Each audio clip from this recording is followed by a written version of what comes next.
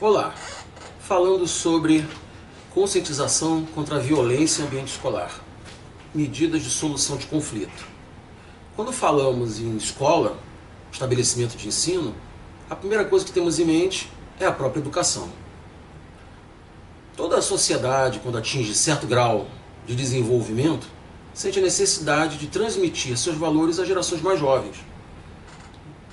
Durkheim já falava sobre isso em Sociologia e Educação, e não é porque o último motivo que desde os gregos, cuja civilização nos serve de referência, já desenvolve um processo de educação, que era conhecido como paideia, uma educação integral, que conjugava arte, literatura, cultura, cuidado físico, cuidado mental, para as gerações mais jovens.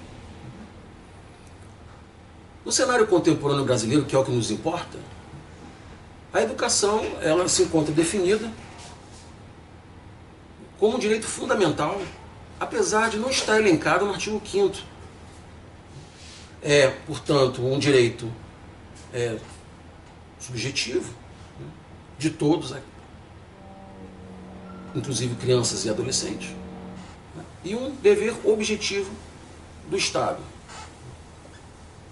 conforme coloca o próprio artigo 205 da Constituição Federal.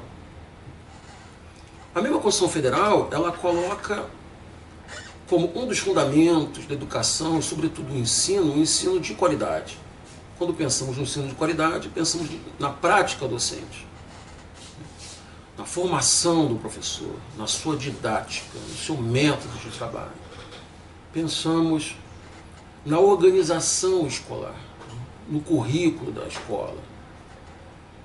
Mas mais do que isso, se refere também ao clima escolar, ao ambiente escolar, a relação professor-aluno, aluno-professor, porque também não dizer professores e professores, diretores, coordenadores, enfim, educadores de uma maneira geral, a maneira como a comunidade escolar ela se articula, ela se interage, como ela se comporta. Violência escolar não é um tema novo, apesar de desde a década de 90 vem sendo um tema que vem sendo pesquisado, trabalhado por um número cada vez maior de pesquisadores. E é algo que se passa dentro do ambiente escolar, dadas as relações entre as próprias pessoas que nela habitam. Podemos dizer, sobretudo, quem trabalha em estabelecimento de ensino percebe isso numa relação cotidiana entre os alunos, ou por questões fora, extramuro, mas que são levadas para dentro da escola. Dito isso, temos que pensar a violência escolar sobre 3 aspectos fundamentais. O aspecto se refere basicamente ao aspecto cultural. O tipo de cultura organizacional que se encontra consolidado no estabelecimento de ensino e a cultura do estudante, a cultura de sua família, enfim, a cultura do ambiente em que ele se encontra inserido e que ele leva para dentro da escola e que pode gerar um choque entre a cultura da organização escolar propriamente dita e a cultura familiar ou ambiental do aluno. A sociologia educacional tem trabalhado sobre essa perspectiva sobre a violência da escola. Seria uma violência simbólica, né? Uma violência que o aluno, ao chegar na escola, munido de valores próprios, de uma cultura própria, se depara com uma cultura com valores que lhe são estranhos. E a gente pode perceber isso quando uma criança chega na escola e passa a conviver com regras de convivência, regras éticas, né? Entrar em fila, regras de polidez, pedir licença, por favor, obrigado, aprender a dividir os brinquedos, as atividades com os coleguinhas. Depois, num outro passo, ela vai sendo alfabetizada,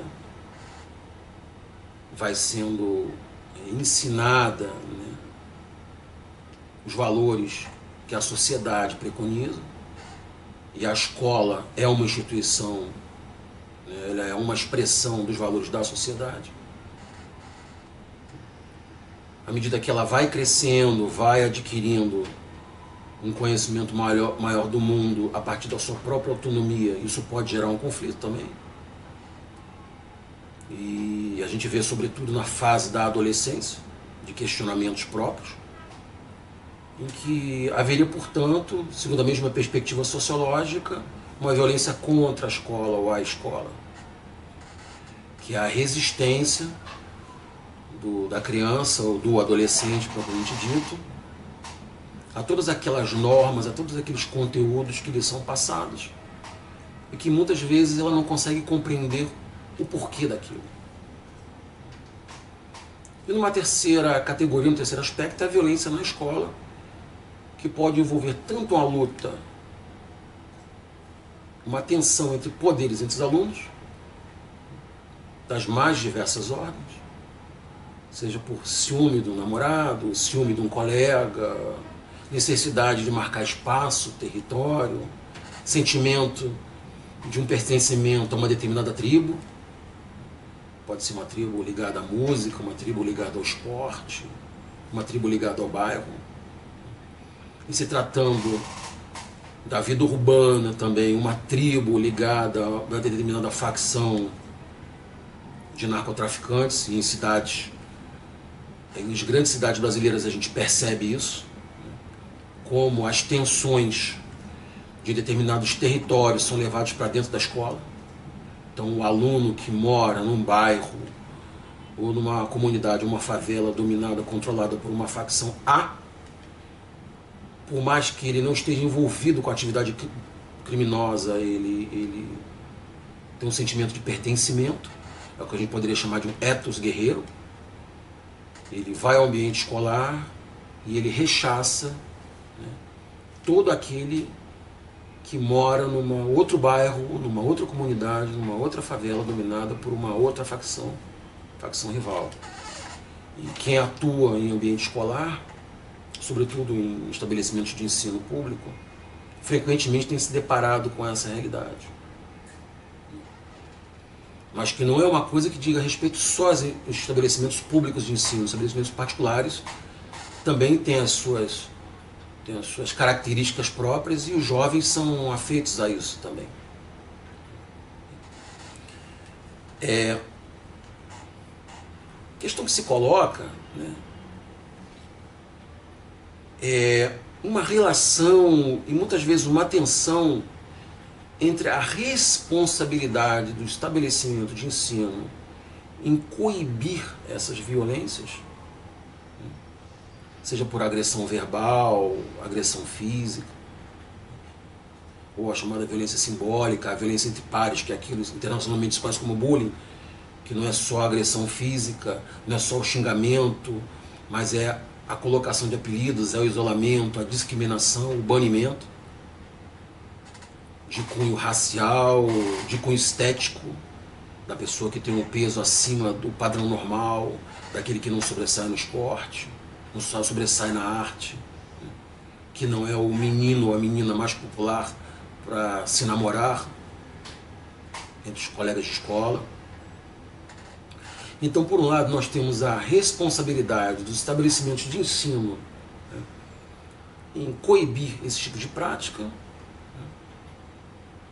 e por outro lado também toda demanda que chega à escola, que não é de sua natureza, mas que ela tem que dar conta. A responsabilidade dos estabelecimentos de ensino em promover uma educação de qualidade e garantir a integridade física, moral e psicológica dos seus alunos, ela decorre da própria natureza da atividade desenvolvida pelo estabelecimento de ensino, que é de educar, como também do ponto de vista legal. Se a Constituição Federal estabelece a educação como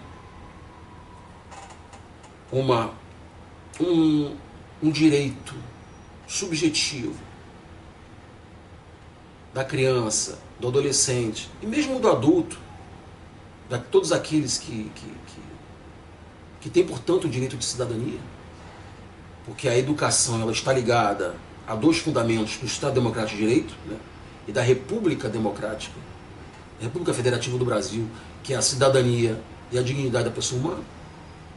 Se por um lado, então, ela constitui um direito subjetivo, ela é um dever, e um dever objetivo do Estado, da família, e um dever solidário da própria sociedade. E o estabelecimento de ensino ele está incluído dentro da sociedade. De modo que é a partir desse dever que decorre, então, a imposição, a responsabilidade do estabelecimento do ensino, como disse, de prestar uma educação de qualidade, que garanta ao educando um aprendizado em toda a sua amplitude, cognitiva, sensitiva, sensório-motora, afetiva, intelectual, cultural, mas também lhe garanta a integridade física.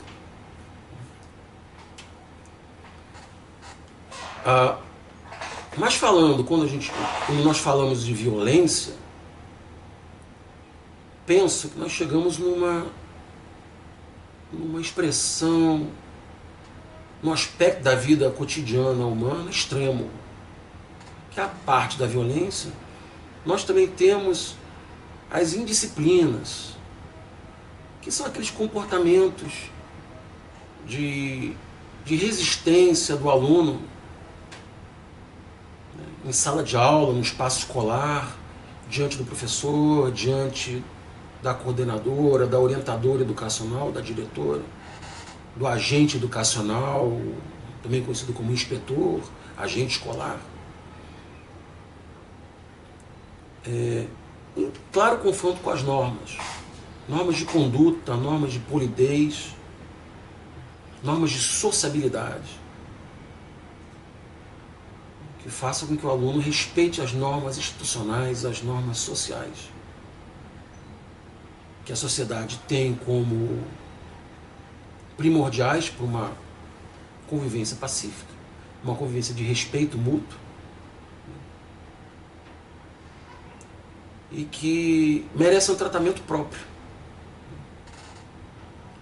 E além das chamadas violências, da indisciplina,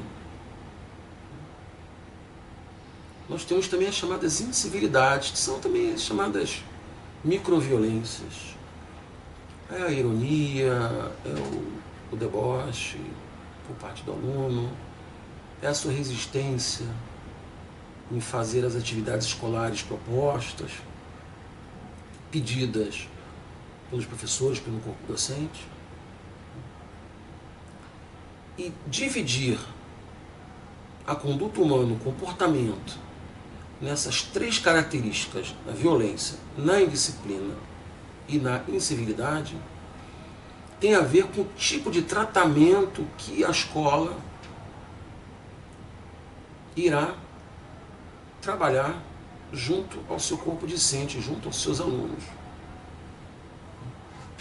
Se por um lado, na violência, há questões que não podem ser mediadas, porque a escola tem uma responsabilidade de agir com firmeza, o que não significa agir, praticar condutas vexatórias.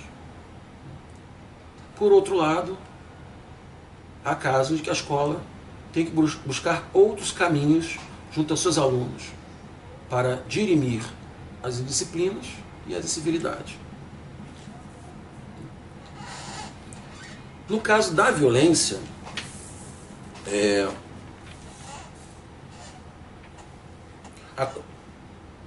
o tratamento ganha um outro espectro, um outro vulto, pela própria imposição do Estatuto da Criança e do Adolescente.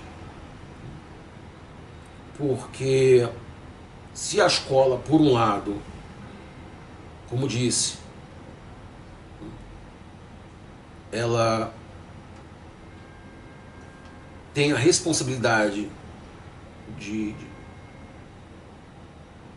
promover uma educação de qualidade, de garantir a integridade física, moral e psicológica do aluno, que caminha ao lado também, a gente não pode esquecer, da autonomia de gestão da escola, maneira de aplicar as suas normas, de fazer o seu trabalho pedagógico, né, o trabalho de acompanhamento psicológico do aluno quando cabível. Por outro lado também, pela força de lei, em determinados casos, a escola inclusive tem que comunicar ao Conselho Tutelar situações de maus tratos. O artigo 245 da Lei 8.069 de 90, conhecido como Estatuto do Adolescente, impõe ao professor ou ao responsável do estabelecimento de ensino de comunicar ao Conselho Tutelar os casos em que haja maus tratos dos educandos, dos alunos do estabelecimento de ensino.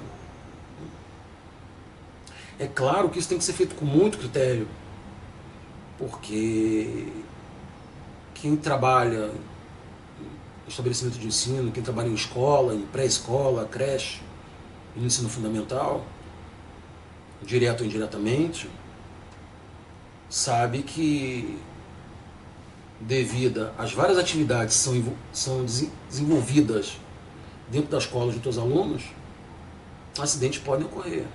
É uma queda numa atividade de educação física, ou um simples tropeção no corredor da escola, ou esbarrão do aluno com o outro, ou esbarrão numa carteira escolar, numa entrada e numa saída de sala de aula.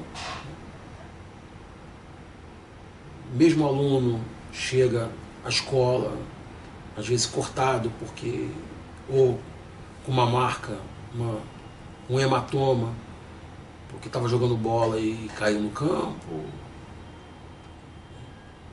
Mas é preciso ter critério para olhar o que é maus tratos e o que é uma marca física de um mero acidente cotidiano, como todo e qualquer de uma criança, de um adolescente. De modo que há que se ter critério, analisando se as circunstâncias em que ocorreu o suposto fato, né, e os relatos de possíveis maus tratos, de possível sofrimento de uma violência, seja ele extramuro, seja ele intramuro, seja ele uma ocorrência no espaço escolar. Casos de autolesão também, associados a um quadro de depressão ou de obsessão. E a atividade psicológica, psiquiatra, junto à juventude, já tem dado suficiente para nos mostrar como, em determinadas circunstâncias, determinados quadros de transtornos psicológicos podem estar relacionados à autolesão. Ou mesmo chamados sintomas psicossomáticos, devido ao estresse, em que vasos começam a estourar, hematomas começam a aparecer. Mas que, uma vez verificados os maus tratos, uma vez verificadas a violência, seja ela quando a criança adolescente entra na escola, seja quando acontece isso entre os pares, devemos há que se analisar as circunstâncias dos fatos, as suas causas, os atores envolvidos, os alvos, os espectadores, quem estava presente. O que não é uma tarefa fácil, é uma tarefa que tem que ser feita com muita cautela, com muito cuidado. Porque se a escola, se o estabelecimento de ensino, ele tem um dever objetivo, né, de zelar pela integridade dos seus alunos, por outro lado, ela também tem a responsabilidade, tem um dever de ter cautela na apuração e no tratamento dos fatos.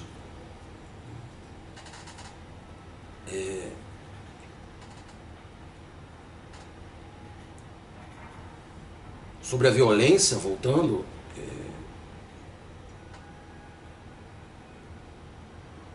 o tratamento ele envolve diferenças de acordo com as suas modulações, com as suas expressões.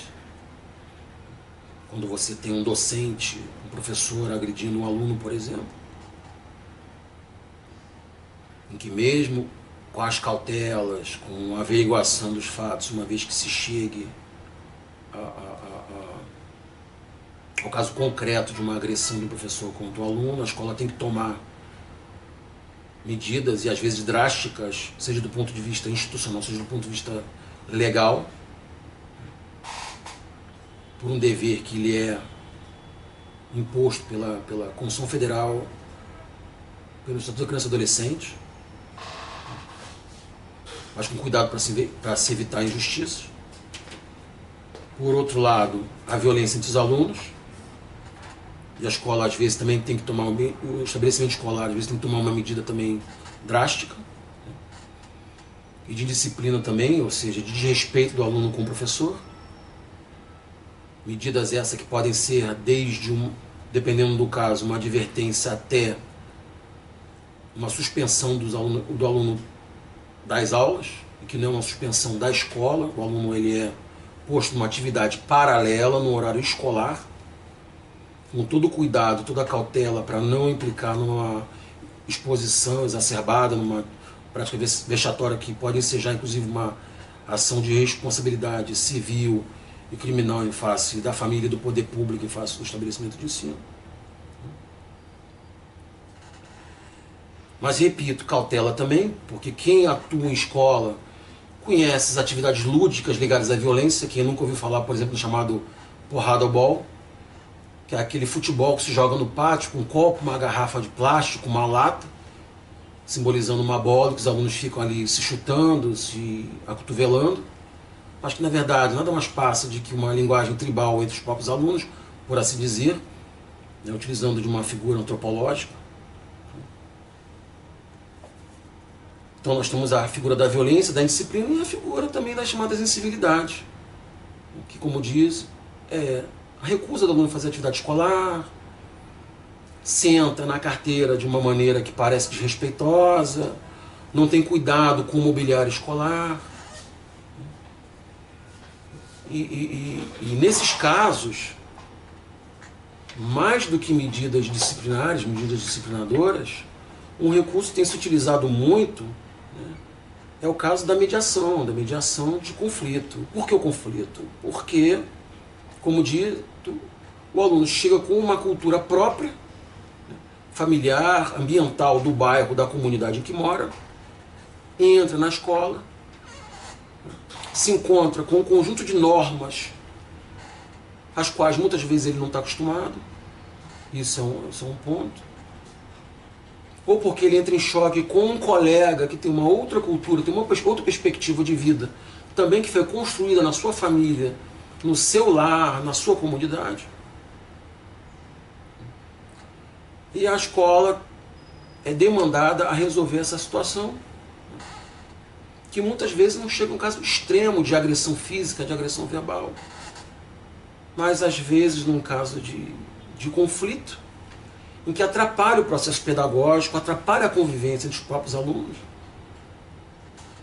em que o educador, seja ele o professor, seja ele o orientador educacional, o coordenador pedagógico, ele toma ciência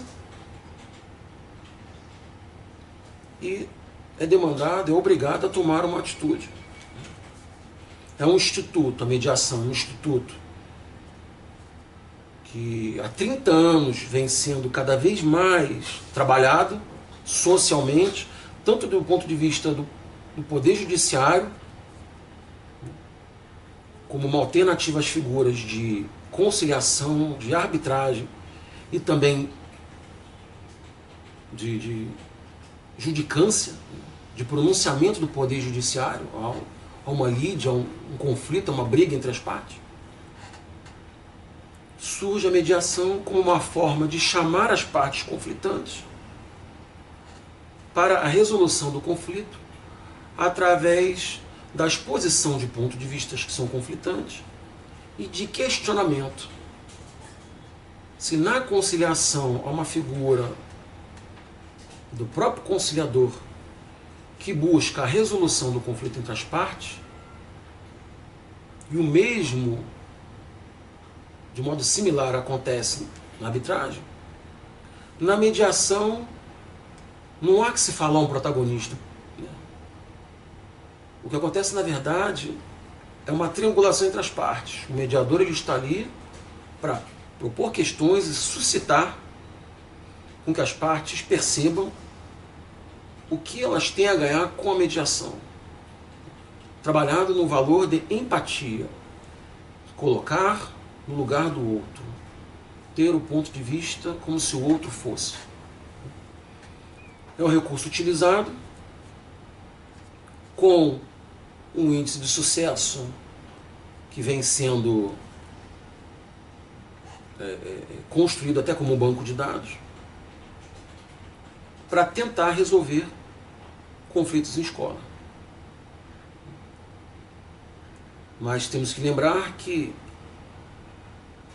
há atitudes que ensejam mediação. Há atitudes que dão causa a atitudes, a aplicações de medidas mais drásticas pela escola, que vão desde uma advertência até a colocação do aluno numa atividade paralela como uma forma de educá-lo e alertá-lo de que ele necessita mudar a sua conduta, de servir de exemplo para os colegas que aquela conduta não é tolerável, e também de proteger, resguardar o grupo. Não do aluno que é tido como desviante, mas da sua conduta. E esse é o papel da educação.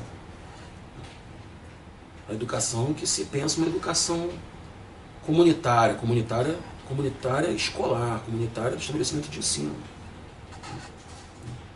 Daí porque, inclusive, tanto do ponto de vista legal como do ponto de vista institucional, comunicar aos pais e chamar os pais ao diálogo para tentar resolver o problema. São esses alguns aspectos que foram abordados aqui e que eu convido a todos a refletirmos e pensarmos nas alternativas de coibição de violência escolar, de moderação de indisciplina e de incivilidade. Por fim, temos que pensar também que, para além das ações humanas, estas estão relacionadas ao ambiente escolar propriamente dito, ao clima escolar. Como a escola está organizada, como a escola ela se encontra em seu estado físico, em seu estado organizacional. Do ponto de vista material, salas arrumadas, limpas, janelas em seu estado perfeito,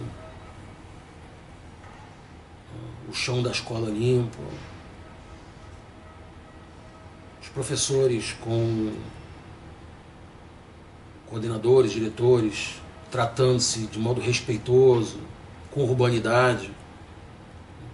Tudo isso funciona de espelho para os alunos e para que eles se sintam abrigados, se sintam bem acomodados na escola.